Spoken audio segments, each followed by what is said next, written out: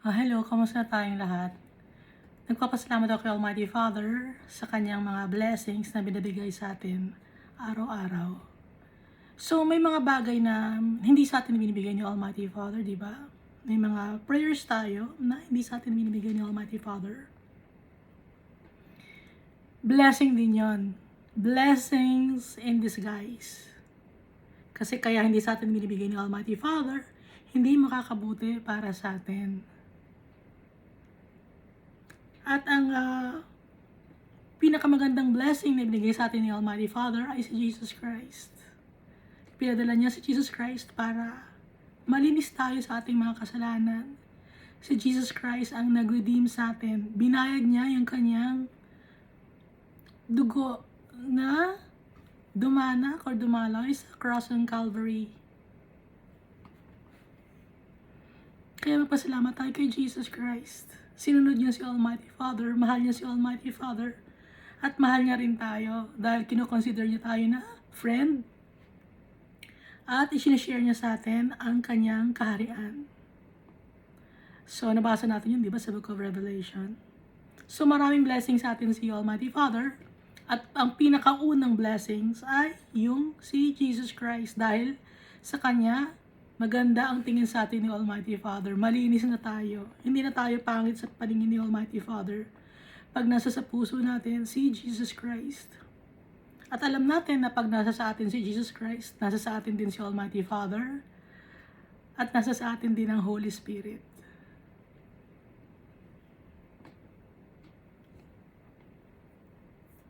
Hindi pwedeng si Jesus Christ lang ang nasa sa iyo.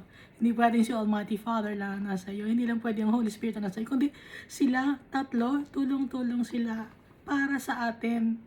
Sa ikabubuti natin para makasama natin sila sa kanilang heavenly kingdom. Darating ang oras na yung may establish naman yung kingdom ni Jesus Christ here on earth. Si Jesus Christ mismo ang magro-rule sa atin. Nabasa natin sa Book of Revelation, di ba? At nabasa rin natin dito sa Isaiah na si Jesus Christ mismo ang bababa. Kanyang second coming, no? So, kaya sinasabing second coming kasi yung first coming niya, yung unang pagpunta niya rito sa mundo, yan yung ipinanganak siya. And then, naipako siya sa cross. And then after 3 days, he resurrected. And then after 40 days, he ascended into heaven kasama ang kanyang katawan. Never nagkasala si Jesus. Lumaki siya ng mahirap dito sa mundo. So nabasa natin na kinakain lang niya nung time na bata siya ay curds and honey na ipinadala ni Almighty Father yung mga langaw at saka bees. Para magkaroon ng honey, may bees, no? Si Almighty Father ang na ang kamay niya ang gumawa nun. At kaya may langaw, no? Dahil para makatulong din yung langaw na mag-pollinate ng flowers. Kasi dumidikit yung langaw sa mga flowers. And then yung langaw dumidikit din sa iba pang mga flowers. Kaya napapollinate din yon. Kaya tulong yung langaw at saka yung bee to pollinate the flowers. At saka yung milk, no? So bawat tao doon nung time nung bata pa si Jesus, merong young cow at 2 sheep na ginagawang milk, no? Dahil nga taghirap nung panahon na yon. Natuto si Jesus Christ na piliin ang tama over sa kamalian. Tinuruan siya ni Almighty Father. Siyempre, nung bata pa si Jesus, gaya natin, no? Dumaan sa pagkabata si Jesus, pero habang lumalaki siya, matured na siya for his age. Kahit na bata siya, naiintindihan na niya. Tinulungan siya ni Almighty Father.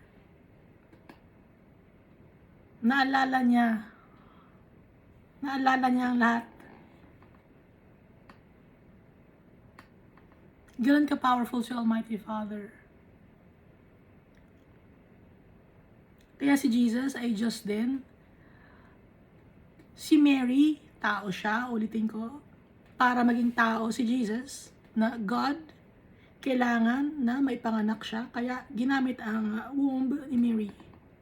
Dahil tao si Mary, hindi Diyos si Mary. Okay? Kasi kung Diyos si Mary, tapos Diyos si Jesus, paano magiging tao si Jesus? Sinuulit ko, no?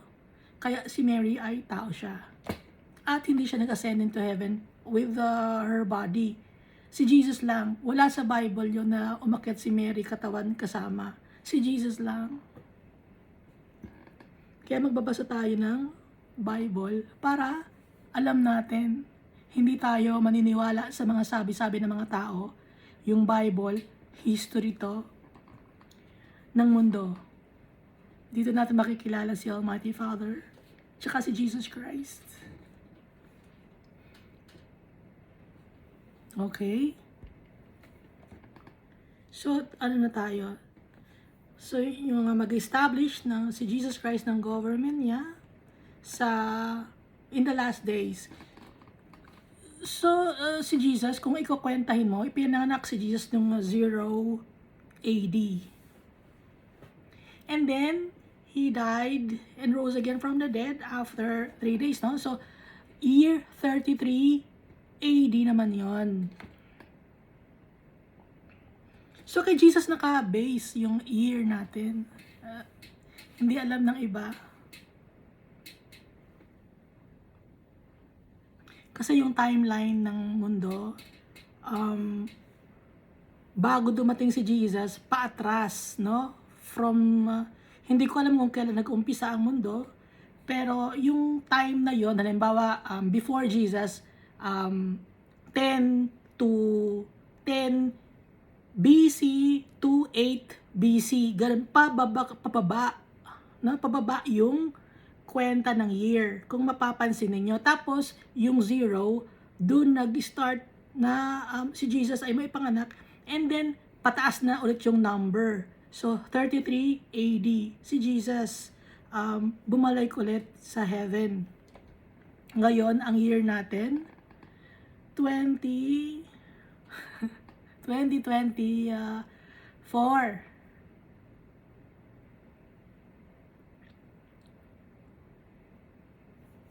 So sa 2033, 2,000 years na, no? Ang nakakalipas nung ipanganak si Jesus, tama ba? O nung nagpunta siya sa heaven, bumalik siya sa heaven. Bumalik siya sa heaven, 2033, so 2,000 years na siya na nagdaan after niyang bumalik sa heaven. So 2024 na tayo ngayon. At babalik ulit si Jesus, hindi natin alam kung ano ang year, kung ano ang date, kasi kahit si Jesus hindi niya alam kung kailan siya babalik dito sa atin, na magro-rule siya kasama ang kanyang mga followers. At syempre, kung faithful followers tayo ni Jesus Christ, kasama niya tayo. So, nababasa natin yun sa Book of Revelation at nandito rin sa Book of Isaiah. No? So, si Jesus yon, yung stone na naging mountain. Si Jesus, yung river. Si Jesus, lahat yung ating comforter. Si Jesus. Kaya magpasalamat tayo kay Almighty Father, purihin natin siya, yung ating Creator. Dahil simula't simula pa, mayroon ng pagmamahal sa atin, yung tatay natin. At hanggang ngayon, hindi nagbabago. So last time, we read Isaiah chapter 10. So dito nabasa natin na may mga tao na mayayaman. Inaalaw ni Almighty Father, yumaman yung mga tao na yon. Kahit wicked sila, inaalaw ni Almighty Father. Hinahayaan ni Almighty Father. Kasi baka sabihin nyo, ay bakit yumayaman siya kahit na iba ang kanyang sinasamba? Inaalaw ni Almighty Father, nabasa natin, di ba? Dito sa Isaiah chapter 10. Dahil darating ang araw, mapupunta siya, eternal damnation. Yung taong wicked na yon na hindi kinikilala si Almighty Father tsaka si Jesus Christ. So nagkakaintindihan tayo, no, na may mga mayayaman, inaalaw ni Almighty Father. Inaalaw ni Almighty Father na mag-rule sa atin or maging leader. Ang hindi follower niya, dahil dadating ang Judgment Day at ang kaluluwa ng mga tao ay depende kung nagtitiwala siya kay Almighty Father at kay Jesus Christ. Siyempre sa heaven siya mapupunta, yung soul, babalik ang soul kay Jesus Christ at kay Almighty Father. Pero pag hindi siya nagtiwala kay Almighty Father at kay Jesus Christ, ang makakasama niya ay ang mga nasa darkness. Yung mga taong prideful, arrogant, yung may mga idols,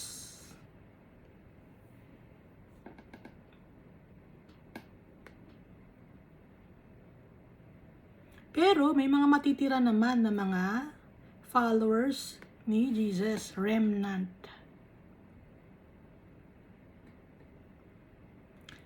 So, yung mga decree or mga law na ipinapasa ng government, kahit hindi maayos, ipinapasa ng government, di ba? Nagagalit si Almighty Father. Nabanggit dito, di ba? Sa Isaiah chapter 10 din. Kasi darating ang oras ng judgment.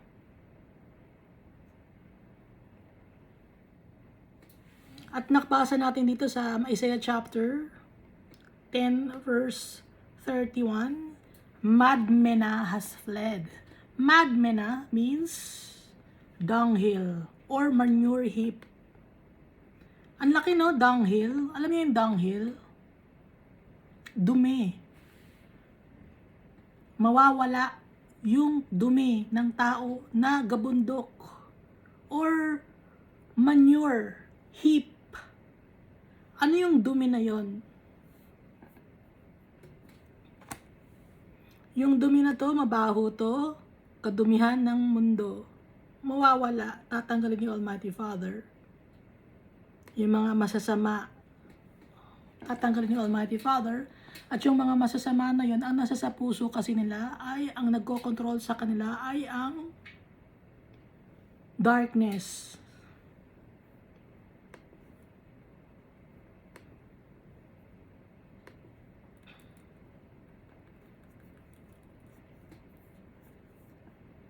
Kaya may mga taong masasama. Actually, lahat naman tayo masama. Nagpasalamat tayo kay Jesus Christ dahil sinave niya tayo. Dahil lahat tayo masama. Lahat tayo papunta sa impyerno. Pero dahil kay Jesus Christ, may pagkakataon tayo, 1/10 of the total population of the world since it was created up to the time of the end of days. 1/10. So, unat, 1/3 ang may chance. Umunti, naging 1/10. Nakalabasa natin, di ba, dito sa Bible? Papasalamat ako kay Almighty Father. Dahil, ngayon, naiintindihan na natin tong Isaiah. Ako, ngayon ko lang naiintindihan ng Isaiah. Baka kayo matagal nyo nang naiintindihan. Okay?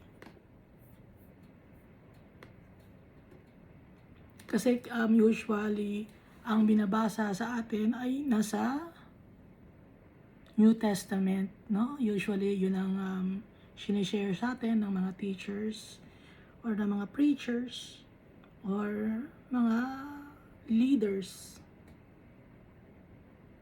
Pero importante din ang Old Testament, yung prophetic book. Lahat ng book sa Old Testament, importante. Kaya wag natin sabihin, hindi Old Testament na yan. Kaya lang Old Testament kasi Old Covenant, okay? New Testament, New Covenant. Old Testament, Old Law. New Testament, New Law. Sa Old Law, High Priest.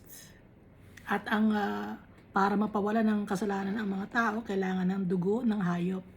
At nagbibigay dapat ang mga tao ng 10% ng kanilang mga kabuhayan sa mga high priest, saka sa mga priest, dahil walang pagmamayari ang mga high priest. Wala silang manang lupa galing kay Almighty Father. Kaya nagbibigay ng 1/10 ng tithes ang mga tao. Kasi yung 10th na yun, dapat kay Almighty Father yun. Ibinigay ni Almighty Father dahil din talaga kailangan ni Almighty Father ng 1/10. Kaya ibinigay ni Almighty Father sa mga high priest, sa mga Levites. Dahil wala silang lupain na minana. Ngayon, dahil sa nasa New Covenant na tayo, si Jesus Christ ang high priest natin, at ang sinasabi ni Jesus Christ, deny yourself, take up your cross and follow me. So it's not only 10%, it's 100% of our lives. No? 100% of our lives. And it's not money, it's us, our soul. Kailangan makabalik tayo kay Almighty Father. God doesn't need your money. Jesus doesn't need your money.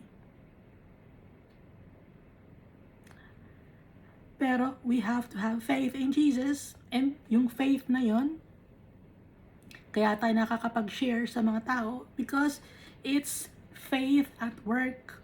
The result of our faith in Jesus Christ. Kaya tayo nakakapag-share ng ating mga blessings sa mga tao. It's the result of our faith.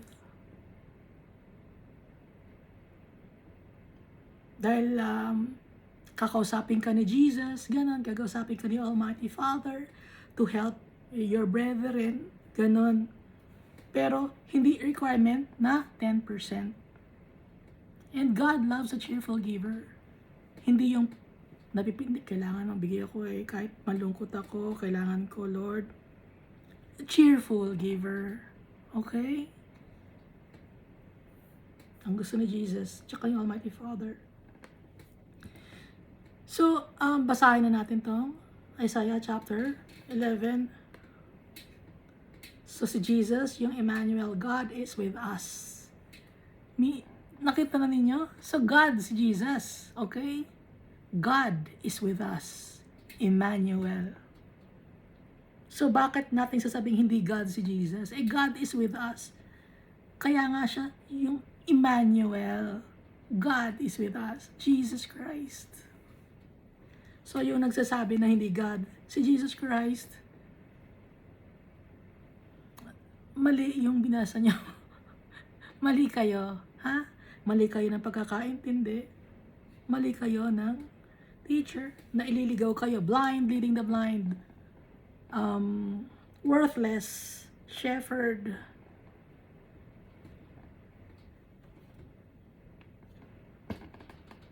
Kaya nga Emmanuel God is with us. Kasama natin ang Diyos, si Jesus Christ. Kaya nga siya yung bumaba sa lupa. Kasama natin ang Diyos. Literal. Si Jesus Christ. Kaya God, si Jesus Christ. Okay? Doon lang, maintindihan natin. Hindi ba ninyo naiintindihan? Kasi nga, anong sabi ni Almighty Father? You will hear but not heed. You will see but not perceive. Kasi yung heart callous na. Pride. Arrogance. Hindi, tama kami. Paninindigan namin tong katuruan namin na to. That's pride. Kitang-kita na sa Bible, pero ayaw pa rin yung sabihin sa mga tao. It's pride. Magiging yung kaluluwa ng tao, yung dugo ng tao, nasa sa kamay ninyo.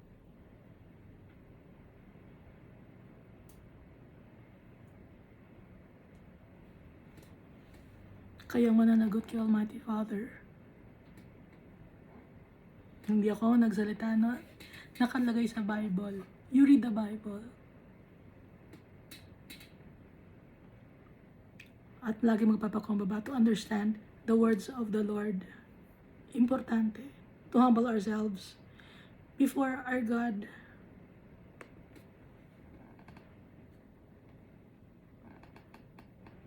So dito sa Isaiah chapter 11, there shall come forth a rod from the stem of Jesse. Sino si Jesse? Si Jesse, yung tatay ni David.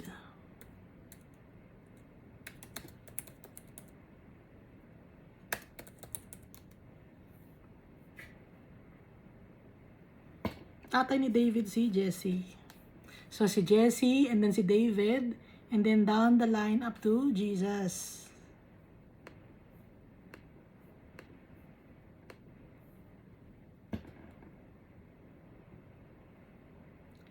From the stem of Jesse, come forth a rod. Okay? Sa ibang version, dito sa may, ano bang gusto niyong version? Wala, syempre walang sasagot. Sa King James Version, rod din. Sa New King James Version kasi minabasa ko. Sa King James Version, rod din.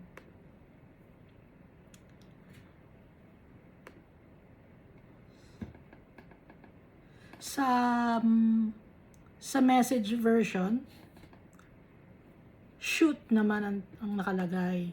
S-H-O-O-T. NIV. Yan natin.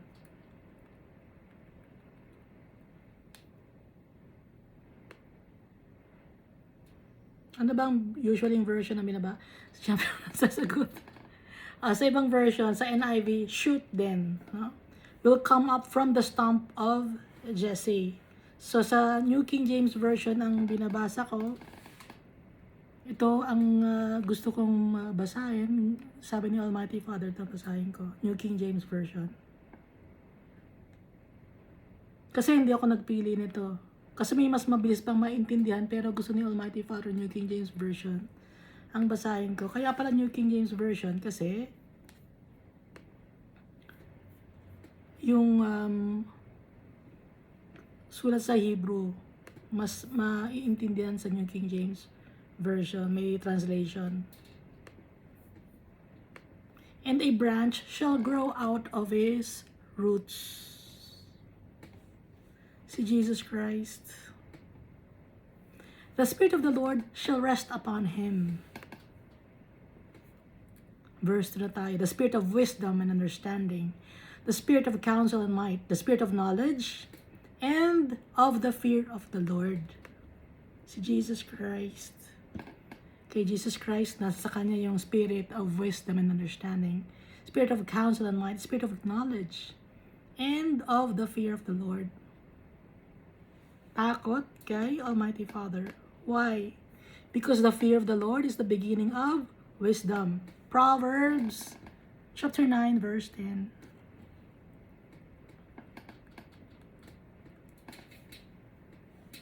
His delight is in the fear of the Lord, and he shall not judge by the sight of his eyes, nor decide by the hearing of his ears. Si Jesus Christ. Masaya siya. Dahil mahal niya si Almighty Father, kag may takot ka, may pagmamahal yon.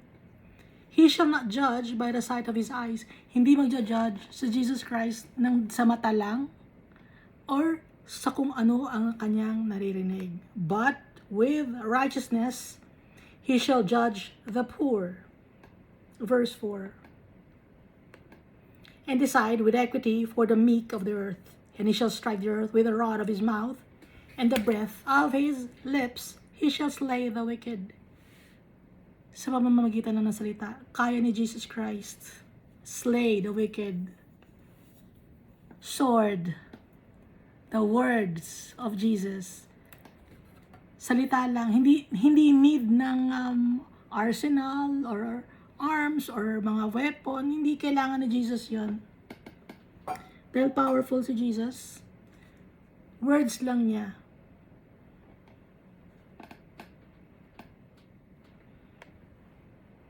Ganun ka-powerful si Jesus, ganun ka-powerful si Almighty Father. Ibigay niya Almighty Father kay Jesus and power and authority na nabasa natin sa Zechariah. Zechariah ba yun? Or sa Ezekiel? Nabasa natin, di ba? Yung cherubim, at saka yung seraphim, or 4 living creatures, na meron silang wheel na punong-puno ng fire, na may punong-puno rin ng mata, doon na may kinuha doon, inabot kay Jesus. Yung isa mga seraphim, may inabot kay Jesus. So si Jesus ang magja-judge at the last days. Kung hindi God si Jesus, bakit siya ang magja-judge at the last days? Diba? Ang daming proof. Hindi ko lang alam bakit hindi naintindihan ng iba. Righteousness shall be the belt of his loins. Katuwiran. Yung correctness. Tama sa paningin ni Almighty Father. Yun ang dala niya. And faithfulness, the belt of his waist. Faithful siya kay Almighty Father. Faithful din siya sa atin. Kaya gagawin niya ang tama. Si Jesus Christ. Ito na tayo sa verse 6. The wolf also shall dwell with the lamb. The leopard shall lie down with the young goat, the calf and the young lion, and the fatling together, and little child shall lead them. Ano yung a little child? Ugaling little child. Kasi yung innocence, malinis. So, yung mga wolf kasama ng lamb, hindi mag-aaway. Pero wala nang animals in heaven or sa New Jerusalem, no? Ano lang ibig sabihin ito? Yung mga dati kang ugaling wolf, dati kang ugaling leopard, dating hayop ang ugali natin. Pero magiging innocence na, babalik na tayo, mawawala na yung kasalanan, yung wildness natin, mawawala na, magiging tame na tayo dahil magiging malinis na tayo sa time na to. The cow and the bear shall graze, their young ones shall lie together, and the lion shall eat straw like the ox. The nursing child shall play by the cobra's hole, and the weaned child shall put his hand in the viper's den. Hindi na tayo matatakot. Wala nang pain and suffering. Safe na tayo. They shall not hurt nor destroy in all my holy mountain. For the earth shall be full of knowledge of the Lord as the waters cover the sea. As the waters cover the sea, ito ang Holy Spirit. Kasi sa book of Revelation, nawawala na ang dagat no? Pero kaya ang waters dito, cover the sea, it's the Holy Spirit. Symbolizes the Holy Spirit. And in that day, there shall be a root of Jesse who shall stand as a banner to the people. Siya ang ipagmamalaki natin. For the Gentiles shall seek him, and his resting place shall be glorious. Tayo ang Gentiles, hinahanap natin si Jesus. Tanggap tayo ni Jesus kahit hindi tayo Jew. Kahit hindi tayo lahi ni Abraham, Isaac, and Jacob, tanggap niya tayo, mahal niya tayo. Kaya hinahanap natin siya kahit non-Jew tayo. And his resting place shall be glorious. Glorious. Holy, magnificent, peaceful. Yung place na paghaharian ni Jesus. And it shall come to pass in that day that the Lord shall set his hand again the second time. Ano yung again the second time? Yung kanyang second coming to recover the remnant of his people who are left. Sa pagdadating ni Jesus Christ sa kanyang second coming, kukunin niya tayo. Okay? From Assyria and Egypt, from Pathros and Cush, from Elam and Shinar, from Hamath and the islands of the sea. Kahit saang sulok ng mundo tayo manggagaling, i-gather tayo, remnant of the people of the Lord, the second time around. Okay? So yung first time, yung kanyang naipako siya sa cross, di ba? Gather niya yung kanyang mga apostles. Nakagather siya ng mga believers. So, second time around, remnant, mga natira. Tayo, natira. Kung sa time natin darating si Jesus, He will set up a banner for the nations and assemble the outcasts of Israel. Kahit mga outcast tayo, isasama tayo. And gather together the spurs of Judah from the four corners of the earth. Lahat ng sulok ng mundo, iba-ibang lahi, halo-halo na tayo. Also the envy of Ephraim shall depart, and the adversaries of Judah shall be cut off. Ephraim shall not envy Judah, and Judah shall not harass Ephraim.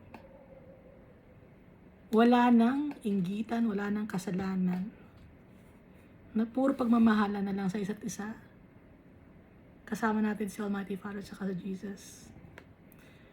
But they shall fly down upon the shoulder of the Philistines toward the west. Together they shall plunder the people of the east. They shall lay their hand on Edom and Moab, and the people of Ammon shall obey them. So, ito yung government ni Jesus, yung kanyang kingdom. Si Jesus mismo ang bababa, hindi yung may tao dito na sasabihin sa yung prophet. Hindi yun, yung alam niyo na siguro yung gusto kong banggitin na nagka-claim na siya yung kingdom, no? Hindi yun si Jesus mismo. At hindi mahaba ang buhok ni Jesus, baka maghanap kayo ng mahaba ang buhok. Hindi mahaba ang buhok ni Jesus. Kahiyaya sa isang lalaki ang mahaba ang buhok nakalagay sa Bible. Kaya hindi mahaba ang buhok ni Jesus. Okay? Baka kasi mag-antay kayo ng mahaba ang buhok. Hindi mahaba ang buhok. Hindi mahaba ang buhok ni Jesus. The Lord will utterly destroy the tongue of the sea of Egypt. Yung dila ng dagat ng Egypt. Ano yung dila ng dagat ng Egypt? Yung dagat ng Egypt, kasalanan. Tas dagat ay maalat or may asin na nakakapagsira. Dila na nakakasira. Okay? So, kasalanan. Madidestroy na. And his mighty wind, he will shake his fist over the river and strike it in the 7 streams. Nabanggit na naman ang number 7. 7 streams. Kompleto.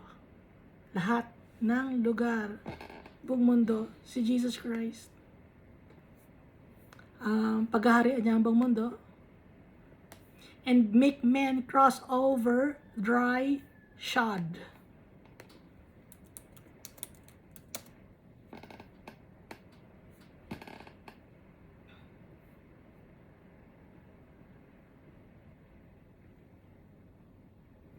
Hindi mababasa yung mga paa, dry shod, walking without water, without wetting one's feet. Hindi mababasa yung mga paa natin. Hindi tayo madudumihan o mapuputikan. Dahil wala nang kasalanan sa oras na to. At tayo ng mga followers ni Christ, kasama niya tayo to reign with Him sa kanyang New Jerusalem. There will be a highway for the remnant of His people. Highway. Malaki na ang daanan ng mga natirang mga tao ni Jesus Christ sa kanyang Almighty Father. Who will be left from Assyria. From Assyria, lugar ng kasalanan. Aalis sa lugar ng kasalanan at pupunta kay Jesus Christ. As it was for Israel in the day that he came up from the land of Egypt. Gaya nung si Israel or yung mga Israelites. So galing sila sa Egypt. Egypt symbolizes kasalanan. So di ba nga nagkwentuhan tayo dati na yung Israelite from Egypt, they go to the promised land. So tayo, nasa desert tayo ngayon. Nasa Egypt tayo, dry, mainit. Paano tayo? Pupunta tayo sa promised land. So, ito yung Isaiah chapter 11 kay Jesus Christ. Dito naman tayo sa Isaiah chapter 12. And in that day you will say, O Lord, I will praise you. Though you were angry with me, your anger is turned away and comfort me. So ito yung pagpupuri kay Jesus Christ, siya kay Almighty Father. Magpapasalamat tayo sa oras na yon na papasalamatan natin siya. Pupurihin natin siya, Almighty Father, dati galit ka sa amin dahil sa mga kasalanan namin, galit ka. Pero nawala na yung galit mo dahil kay Jesus Christ, ngayon kinukomfort mo na kami. Behold, God is my salvation. Ang tagapagligtas natin si Almighty Father, si Jesus Christ. I will trust and not be afraid, for Yah, the Lord is my strength and song. He also has become my salvation. Salvation saan? Salvation in this world that full of lies, deceit, full of sin and uncleanness. Therefore with joy you will draw water from the wells of salvation. And in that day you will say, praise the Lord, call upon His name, declare His deeds among the peoples. Make mention that His name is exalted. Itaas natin ang pangalan ni Jesus Christ tsaka ni Almighty Father. Sing to the Lord, for He has done excellent things. This is known in all the earth. Kaya magsaya tayo, kumanta tayo kay Almighty Father tsaka kay Jesus Christ. Mag-celebrate tayo dahil magagandang ginawa, excellent, perfect ginawa ni Almighty Father na alam sa buong mundo. Cry out and shout, O inhabitant of Zion, for great is the Holy One of Israel in your midst. Kaya tayo ay sumigaw, magpasalamat tayo na mga nakatira sa Zion. Ano yung Zion? Mountain yon, mountain of the Lord. Jesus Christ, kasama natin. For great is the Holy One of Israel in your midst. Sino ang great? Sinong Holy One? Si Almighty Father, tsaka si Jesus Christ. Kasi kaya Holy One, iisa sila ng hangarin. Okay? Pero magkaiba sila. Isa si Jesus na Yeshua or Jesus or ano pa bang true and faithful, at saka si Almighty Father na tatay natin. Okay? Si Yahweh, Yehovah, Yahweh, Jesus, Yeshua, ang Holy Spirit. Yung time na yon, papasalamat tayo, mag-celebrate tayo. So, ito ay kadugtong ng Book of Revelation. Kung mababasa natin to, may celebration din sa Book of Revelation, di ba? Revelation chapter, pupunasan ni Jesus, hindi na tayo iiyak, wala ng pain and suffering, for He will wipe away our tears. Asan ba nakalagay yun?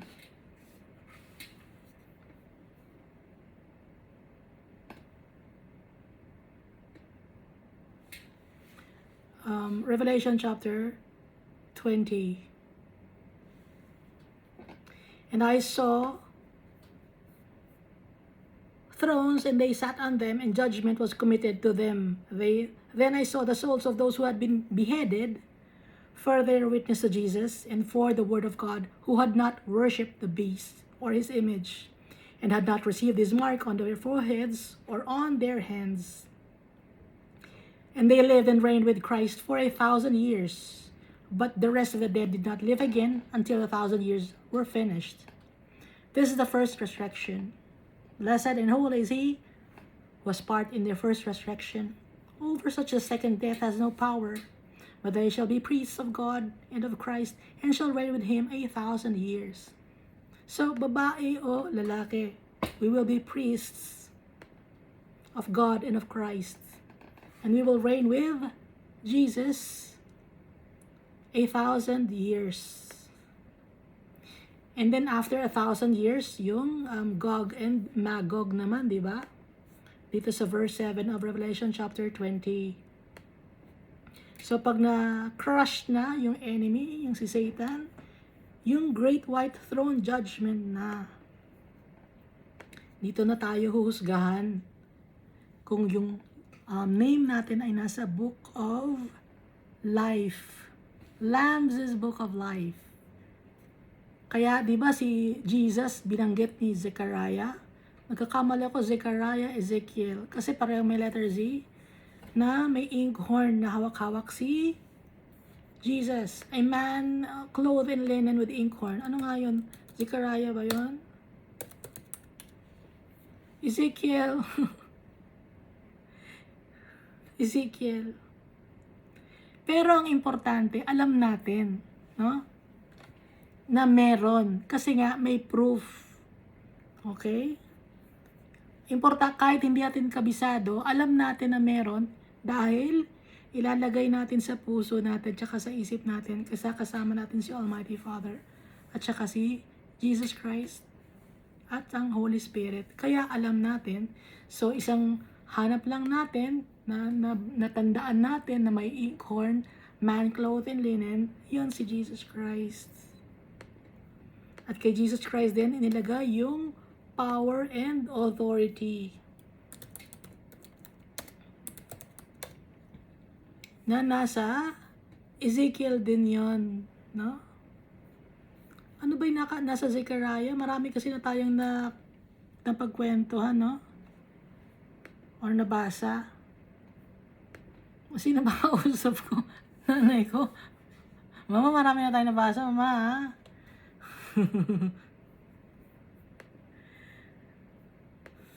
Papasalamat ako kay Almighty Father. Naiintindihan ko na ito. Sana kayo naiintindihan nyo rin. No? Kasi Tagalog naman ang... kahit English ang binabasa natin, Tagalog naman ang salita natin. Kaya hindi tayo maliligaw kasi nagkakaintindihan naman tayo. Nagkakaintindihan ba tayo?